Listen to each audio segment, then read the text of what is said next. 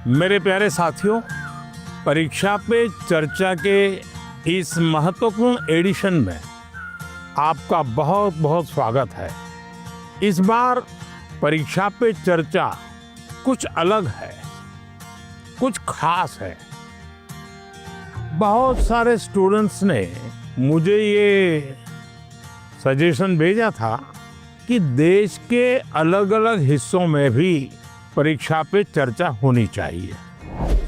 तो इस बार मैंने देश के अलग अलग हिस्सों में भी स्टूडेंट के साथ बैठ करके परीक्षा पे चर्चा की।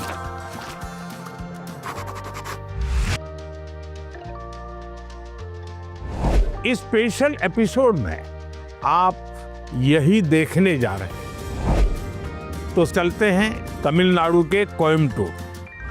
तमिलनाडु के स्टूडेंट्स की एनर्जी, उनकी क्यूरियोसिटी ने मुझे बहुत प्रभावित किया। आइए देखते हैं। बड़ा कम तो आप लोगों को कुछ खाने पीने को मिला कि नहीं? क्या मिला? नहीं, हमें घर से लेके आए थे। I couldn't believe my eyes when I saw him. First, I had expected like a dynamic, dramatic entry because he is the Prime Minister after all. But it was very simple, humble and down to earth. वो जब अंदर आए बस like goosebumps आने लग गए. It was really great. यहाँ क्या खास क्या चीजें खाते हैं हर रोज? पोंगल की. पोंगल, अच्छा, इडली डोसा। लेकिन आप कभी नॉर्थ में जाते होंगे तो फिर पराठा, चपाती है। ऐसा है कि मैं कई वर्षों से 10th और 12th के जो बच्चे हैं उनसे बातचीत करता रहता हूँ। परीक्षा पे चर्चा, शायद आपने किताब भी पढ़ी होगी और आपके घर में भी चर्चा होती होगी, टीचर से भी चर्चा होती होगी। और मैं बातचीत करता हूँ कुछ सीखने के लिए। मेरे लिए बहुत बड़ा ये सीखने का कार्यक्रम होता है, ये सिखाने का कार्यक्रम नहीं है। तो मैं आज तमिलनाडु के नौजवानों को इसलिए मिल रहा हूँ कि मुझे कुछ सीखना है। तो आप में से अगर कोई कुछ बातें करना चाहते हो, अपनी बात बताना चाहते हो, तो मुझे सुनना है। कौन शुरू करेगा? छवि जैन है मेरा नाम। मुझे स्टार्टअप करना है, तो मुझे किन किन विषय की जानकारी चाहिए और एजुकेशनल लेवल पे मुझे क्या करना होगा जिससे मुझे स्टार्टअप के लिए मदद मिल सके। स्टार्टअप का आकर्षण क्यों हुआ आपके मन में? स्टार्टअप का विचार क्यों आया? मैंने कई लोगों को देखा है, उनसे बस प्रोत्साहित होकर मुझे भी करना। देखिए, आपकी बात एकदम सही है। मैं भी आजकल जब भी किसी नौजवान से मिलता हूँ तो तुरंत कहते हैं स्टार्टअप। पहले आपका ध्यान इस बात पे होना चाहिए कि आप क्या करना चाहते हैं। कुछ स्टार्टअप ऐसे हैं जो सिर्फ टेक्नोलॉजी में इनोवेशन करना चाहते हैं। किसी को लगता है मैं ड्रोन बनाऊं, किसी को लगता है कि मैं घर में बिजली की व्यवस्था ऐसी खड़ी कर दूं। अपने किसी 4 दोस्तों को जानती होगी जो टेक्नोलॉजी में एक्सपर्ट हैं। एक आध दोस्त है फाइनेंस में एक्सपर्ट है। चलो 4 लोगों की टोली बना दे, साइड में अपन स्टार्टअप शुरू करते हैं। जरूर नहीं कोई स्टार्टअप के लिए कोई 25 साल की उम्र चाहिए, आप कभी भी शुरू कर सकते हैं। मुझे याद है स्टार्टअप कैसे होते हैं। आज की भाषा नहीं है, मैं जब छोटा था आपकी उम्र का, तो मेरा गांव जो है बड़नगर, मेरे गांव से कुछ किलोमीटर दूरी पर एक दूसरा शहर है, छोटा कस्बा है विष्णुनगर। अब वैसे तो रोजगार ब्यूरो सरकारी होते हैं, इसलिए वो क्या करता था, वो लोगों की मेंबरशिप लेता था और शायद 5 रुपया मेंबरशिप थी। और फिर उनको कहता था कि मैं साल में आपको 5 या 6 पोस्ट कार्ड लिखूंगा और उसमें मैं आपको कहाँ रोजगार आपके अनुकूल है वो मैं जिसको रजिस्ट्री करवानी होती वो लिख करके देता था कि मेरा ये क्वालिफिकेशन है, मुझे ऐसी नौकरी चाहिए, इस प्रकार का काम मैं कर सकता हूँ, मैं इस इलाके में रहना चाहूँगा। जिसका वो रहता था क्वालिफिकेशन, उसको लिखते थे कि आज फलाने फलाने अखबार में फलाने फलाने पेज नंबर पर ऐसा एडवर्टाइजमेंट आया है जो आपके लिए अनुकूल है, तो आप वहाँ प्रयास कीजिए। ये काम वो करते थे। अब ये ऐसा स्टार्टअप था, उनको कमाई होती थी, उनकी तो रोजगारी हो गई पक्की। छोटे छोटे स्टार्टअप से भी काम शुरू हो सकता है। तो मैं समझता हूँ कि अगर आपकी रुचि है तो बहुत अच्छी बात है। हमने एंटरप्रेन्योर बनने का मूड होना चाहिए, और आज भारत की चीज़ें विदेशों में भी बहुत जा सकती है, बहुत चीज़ें जा सकती है। तो थोड़ा आपको अध्ययन करना चाहिए। कुछ स्टार्टअप चलाते हैं, तुमको मिलने जाना चाहिए, पूछना चाहिए। आप स्कूल में एक 4-5 दोस्त लेकर के एक प्रोजेक्ट बना सकते हैं कि भाई स्टार्टअप की शुरुआत कैसे होती है, आइडिया कैसे आता है, वो काम कैसे करते हैं, और एक प्रोजेक्ट रिपोर्ट बनाओगे। उनको बताना चाहिए मैं तो स्कूल से हूँ, मैं स्कूल का प्रोजेक्ट बना रहा हूँ। तो वो छुपाएगा नहीं, आपसे बताएगा। तो धीरे धीरे आपको ज्ञान भी मिलेगा कैसे कर सकते हैं। His reaction was towards my question when I asked about startup. His reaction and his answer all touched it. इस बात से मैं घबरा जाता हूँ कि कहाँ मेरे साथी मेरे से आगे ना चले जाए पढ़ाई में। मेरे आसपास के लोग भी उससे मेरी तुलना करने लग जाते हैं, जिससे मैं और घबरा जाता हूँ। तो ऐसी स्थिति में मैं क्या करूँ? देखिए, पहली बात है, इसे घबराने की जरूरत नहीं है। एक्चुअली वो आपके लिए इंस्पिरेशन बन सकता है कि देखो ये कैसे जल्दी चीज़ों को सीख लेता है, ये कैसे आगे बढ़ रहा है, ये कैसे काम कर रहा है। तो एक तो आप उसको ऑब्जर्व करके सीख सकते हैं। खुद की कैपेसिटी बढ़ाते रहना, इसका मतलब कि तुम्हारा मानदंड कौन होगा, वो नहीं होगा, खुद होंगे। खुद को ही एक पैरामीटर बना देना चाहिए और तय करना चाहिए कि मैं कल यहाँ था, अगले सप्ताह में यहाँ पहुँचूंगा। तो आपका उत्साह बढ़ेगा। अब जैसे हम सोचे कि भी मेरे मन में ऐसी कौन सी विशेषता है, क्या काम है। देखिए, हर एक को हर चीज नहीं आता ही है। देखिए, हर एक को कुछ न कुछ तो आता ही है। मेरे पास वो कौन सी ताकत है, मैं इसको आइडेंटिफाई कर पाता हूँ। आप देखिए, वो आपकी ताकत बन जाएगी। कभी निराश नहीं होना चाहिए। He's a person with whom I can be very comfortable to speak. And then that question came out of on this own. Sir, हमेशा मुझे ये डर रहता है कि कहीं मैं पढ़ाई में ज़्यादा फोकस करूँ तो मैं अपनी पैशन खो दूँ। अगर मैं अपने पैशन पे ज़्यादा फोकस करूँ तो मेरी पढ़ाई छूट जाएगी। दोनों के बीच में बैलेंस कैसे लाऊं? देखिए, पहली बात है कि ये दो अलग चीजें, ऐसा आप मानते क्यों है? दोनों उपयोगी हैं। जैसे मान लीजिए आपको आर्ट का शौक है? और आपने साइंस का कोई विषय पढ़ा और उसमें कोई लैब की चर्चा है और कुछ केमिकल मिलाने की चर्चा है। अब एक तो तरीका है कि आप पढ़ें, लेकिन आपको आर्ट में रस है, तो आप ऐसा कीजिए, कागज लीजिए, लैब बनाए, कागज पे पेंटिंग करें, लैब बनाए। फिर जो केमिकल पढ़ने के थे, हर बोतल में केमिकल का नाम लिखे। फिर आप पढ़ने में आया था कि भाई इस केमिकल को मिलाने से ऐसा कलर बनता है, तो एक दूसरा चित्र बनाइए, उस पॉट के अंदर वो कलर। तो आपको चित्र का काम भी हो गया और आपको वो लेसन भी याद हो गया। यानी एक साथ दोनों चीजें बहुत अच्छी तरह से आप कर सकते हैं। आप बहुत लकी हैं अगर आपके अंदर ये रुचि है। तो आप देखोगे कि आपने 2 घंटे पढ़ाई की, कोई भी बच्चा 2 घंटे तो थक जाता है, मन करता है यार किसी दोस्त को फोन कर लो, है या। लेकिन जिसके पास ऐसी कला है वो क्या करेगा, 2 घंटा यार चलो थोड़ी देर पेंटिंग करता हूं, तो एकदम थकान उतर जाती है। तो आपके थकान को उतरने के लिए भी एक प्रकार से आपके पास जो कला है, क्राफ्ट की, जो कुछ भी आपकी सीखने की इच्छा है, वो आपको मदद कर सकती है। डेली या सप्ताह में 2 दिन आधा घंटा इसके लिए दो। तो आप देखिए, बहुत ही अच्छी तरह टाइम मैनेजमेंट करके अपने जो समाज जीवन में जिसकी जरूरत है वो शिक्षा तो करनी है, लेकिन जो व्यक्ति के जीवन में उपयोगी है वो आप इससे कर सकती हैं। उन्होंने मुझे बहुत सारे टिप्स दिए थे जिसको अगर मैं अभी इम्प्लीमेंट करूँ तो मेरी पढ़ाई और मेरी पैशन दोनों ही बहुत अच्छा चलेगा। हमारा देश भी 2047 में डेवलप्ड राष्ट्रों के साथ एक होने वाला है।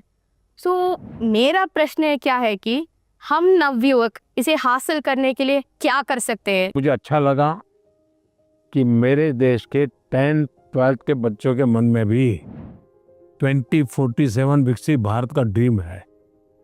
ये मेरे लिए बहुत बड़ी खुशी की बात है ना।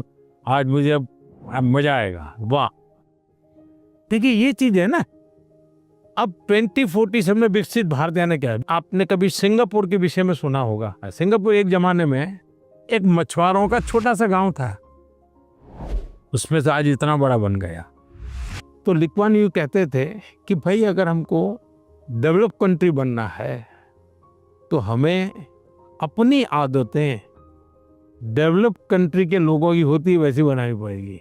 हमें थर्ड वर्ल्ड कंट्री की तरह कहीं पर भी कूड़ा कचरा फेंक दिया, कहीं पर थूक दिया, ये नहीं चल सकता। सिर्फ कहीं जाना है, भाई यहाँ पर रेड लाइट है, मुझे स्कूटर खड़ा कर देना चाहिए। अब छोटी सी चीज है कि भाई हम परिवार में तय करेंगे कि हमारे घर में खाने के बाहर कुछ भी जूठा नहीं छोड़ेंगे। बताइए सब लोग ऐसा करें तो कितना खाना बचेगा, कितना बड़ा फायदा होगा। तो एक नागरिक के नाते मैं अगर इन चीजों का जीवन में ठीक से पालन करूं तो मतलब कि मैं विकसित भारत के लिए कंट्रीब्यूट कर रहा हूं। अब जैसे वोकल फॉर लोकल, मैं मेरे देश की चीजें खरीदूंगा। मैं भारत में जो चीजें बनी उसको लूंगा। जैसे मैं कहता हूँ मेड इन इंडिया। अब कुछ लोग पैसे वाले लोगों को लगता है दुबई में जाके शादी करेंगे, वाह हिंदुस्तान में क्या कमी है भाई।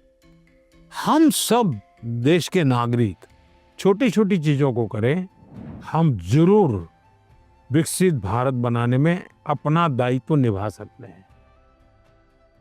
I was shocked that, oh my God, a student is actually concerned about this. And he told us that it's the small steps that matter, not the large ones.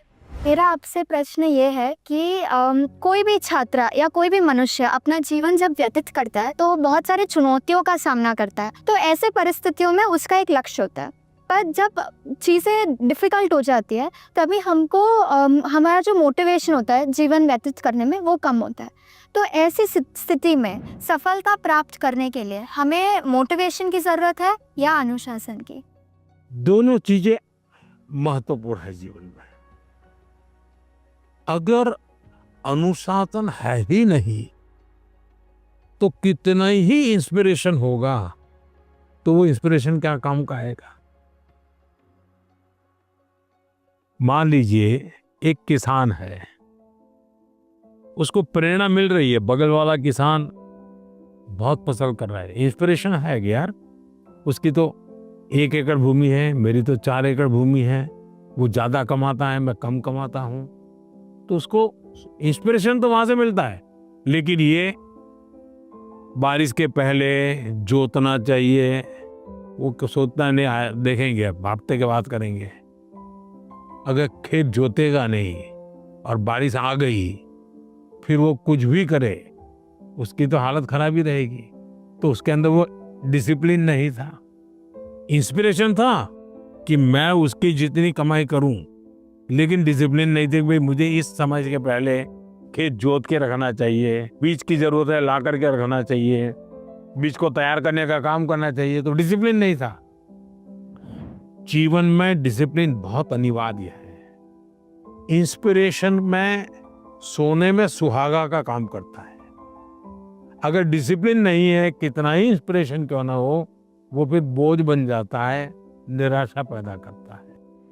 When I asked my question, it was a question that was stuck with me from so many years. Now, finally, I feel great and honored to get a clarity from a person who I've looked up to. Sir हम students तो पढ़ाई करते हैं पर हमारे ऊपर कोई जिम्मेदारी नहीं है, लेकिन आप पूरे देश का लीडरशिप करते हो। करोड़ों लोगों का आपसे एक्सपेक्टेशंस हैं और आप कैसे उस स्थितियों पर स्ट्रेस फ्री रहते हो? देखिए, जो पहले आपने कहा कि आपकी कोई जिम्मेवारी नहीं है, ऐसा नहीं है। आपकी भी जिम्मेवारी है। आपको शायद पता नहीं होगा, लेकिन कभी कभी माँ कहती हो कि भाई देखो मैं जरा बाहर जा रहा हूँ तो छोटे भाई को संभालना। कभी आपके टीचर कहते होंगे कि भाई देखो कल जरा क्लास में तुमको ही संभालना हो। तो ऐसा नहीं है कि कोई व्यक्ति बिना जिम्मेवारी हो ही नहीं सकता। कुछ लोग अपनी जिम्मेवारियों के प्रति बड़े सजग होते हैं, आप लोग में से क्रिकेट में कितने लोगों का इंटरेस्ट है? क्रिकेट कितने लोग मैं देखते हैं टीवी पर? हैं, सब देखते हैं। अच्छा, जब क्रिकेट देखते हैं करते हैं तो खिलाड़ी अंदर होता है, बैट्समैन खास, और पूरा स्टेडियम चिल्लाता है। प्लेयर क्या करता है? वो उस पर ध्यान देता है कि बॉल पे ध्यान देता है?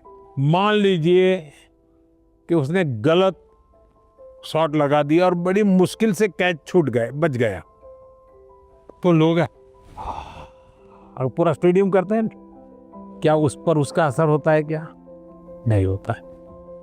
वो अपना पूरा ध्यान, उसको जो बॉल खेलना है उसी पर केंद्रित करता है। सफलता के लिए बहुत आवश्यक है कि आप अपने लक्ष्य को ओझल ना होने दें। I was very overwhelmed with nervousness and happiness when I met him, and we liked the conversation with him. मुझे आपका बुक एग्जाम वैरियो बहुत पसंद आया।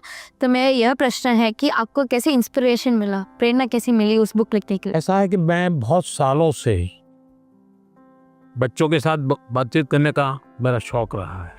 मुझे अच्छा लगता है, उनके पास अच्छी अच्छी बातें होती है, सीखने को मिलता है, तो ये मैं करता रहता था। फिर मैं जब मुख्यमंत्री बना तो मैं 5 सितंबर को शिक्षक दिवस होता था, तो मैं बच्चों के साथ बातें करता था।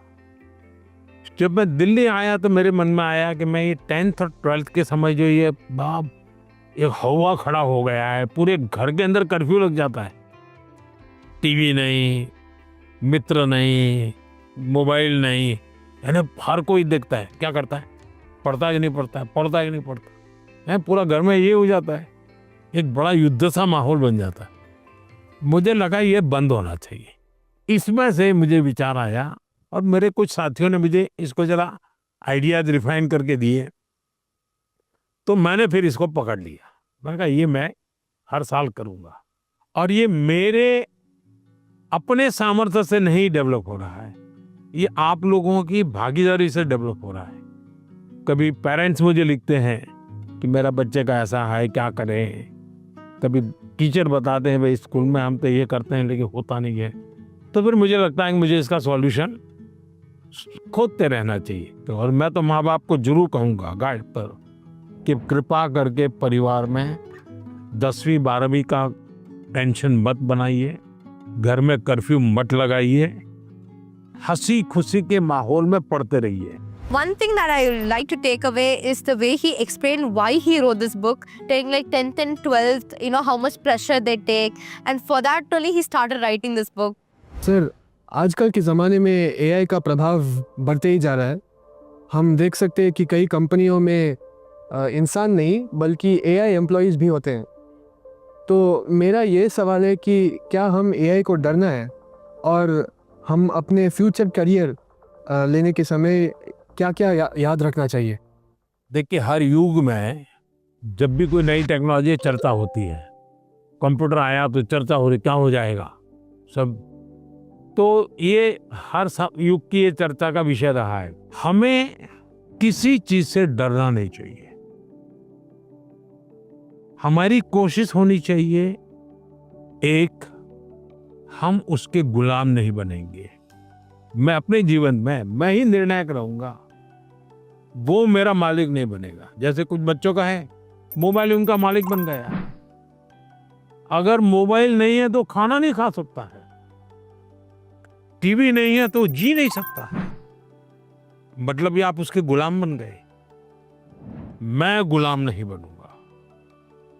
एक बार मन में ये पक्का करना, हर टेक्नोलॉजी का हम ज्यादा उपयोग कर सकते हैं। अगर मैं एआई को पूछूं मुझे ये किताब कहाँ से मिलेगी, कौन सी है, इस विषय पे अच्छी किताब कौन सी है, हो सकता है वो गाइड करे, आपके लिए काम आएगा। लेकिन तुम कहोगे मैं ही पढ़ूंगा, तुम ही मुझे बता दो अंदर क्या है, तो फिर गड़बड़ हो जाए। और हमेशा ही नेचर ऑफ जॉब बदलेगा, नेचर ऑफ जॉब बदलना है। और पहले भी जब बैलगाड़ी में लोग जाते थे तो एक प्रकार का जॉब था, अब वो हवाई जहाज में जाने लगा तो बहुत कुछ बदल गया। लेकिन जीवन तो चलता रहा। तो मैं समझता हूँ हमने टेक्नोलॉजी को समझना होगा, खुद का विस्तार करना होगा, उसमें उस टेक्नोलॉजी की ताकत को जोड़ना होगा, हमारे कामों में वैल्यू एडिशन करें। अगर ये होता है तो मैं पक्का मानता हूँ कि कितने ही उत्तम से उत्तम टेक्नोलॉजी क्यों ना आए, हमें उपयोग होने ही वाली है, हमें डरने की जरूरत नहीं है। साथियों, कोयम्बटूर के हमारे युवा साथी पढ़ाई के साथ साथ एआई, स्टार्टअप और फ्यूचर की टेक्नोलॉजी को लेकर बहुत जागरूक है। और मैं कह सकता हूँ यही तो है युवा भारत की युवा सोच, जो विकसित भारत 2047 के संकल्प को नित नई मजबूती दे रही है। परीक्षा एक ऐसा अवसर है और परीक्षा के लिए हेल्दी कंपटीशन की भावना हमारी तैयारी को और बेहतरीन बनाती है। इन सभी चर्चाओं में स्थान अलग अलग थे, स्टूडेंट्स अलग अलग थे, अनुभव अलग थे, लेकिन हर चर्चा का उद्देश्य एक ही था, हर स्टूडेंट को सुनना, समझना और साथ मिलकर कुछ न कुछ सीखना। आप सभी को मेरी बहुत बहुत शुभकामनाएं, बहुत बहुत धन्यवाद।